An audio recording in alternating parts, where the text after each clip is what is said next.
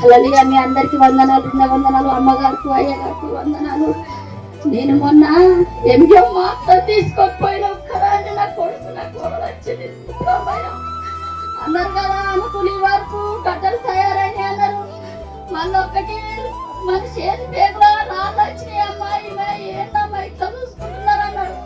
అంటే నేననగా ఏం చేయాలి సార్ అని నేనన్నా.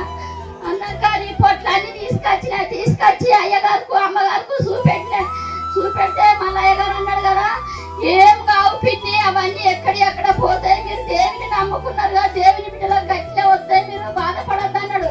బాధపడనన్నారు కదా. ఏంటంటే మళ్ళీ నుంచి ఎంజం నుంచి తేమ్స్కి రాసిన తేమ్స్కి తీసుకోకుండా టైం దాటిపోయినా ఇంటికి తీసుకొచ్చి 2 రోజుల తర్వాత మళ్ళీ తేమ్స్కి మా ఆడబిడ్డలు నేను తీసుకొని డాక్టర్ అన్నాడు కదా.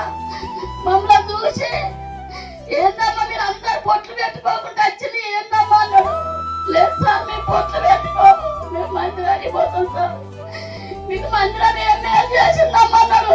ఏం లేదు సార్, మా కొడుకు మంచిగా మారిండు, నా భర్త కూడా ఆపరేషన్ అయ్యాలి, క్యాన్సర్ అయింది, మా అత్త కూడా ఇట్లా అయింది సార్, మా అత్త కూడా క్యాన్సర్ అవుతుంది అనుకున్నా అయిపోయింది సార్, మీరు చెప్పండి సార్ అంటే అన్నాడు కదా.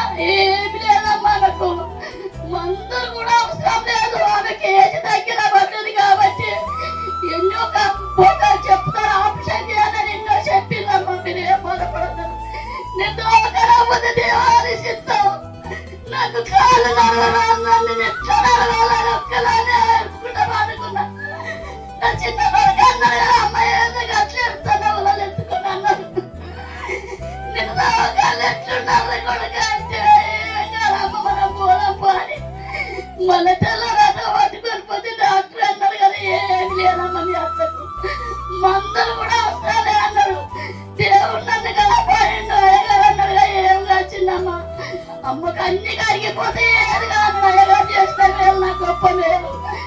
నా పెద్ద కొడుకు మాట్లాడు గొప్ప మేలు, నా భర్తకు ఆపరేషన్ క్యాన్సర్ అయినందు గొప్ప దేవుడు, మా అత్త కూడా క్యాన్సర్ అయినందు గొప్ప దేవుడు. ఒక నా మనవాడు కాంగ్రెస్ లేని మనమన్నాడు, ఆయనకు ఒక అప్పుసారి చేస్తే దేవుడు నాకు ఎన్నో మేలు చేసినట్టు.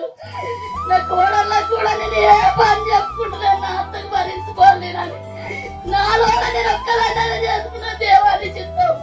నా కోసం నా పిల్లల కోసం ప్రార్థన చేయండి. చిన్న సాక్ష్యం ముగిస్తున్నాను.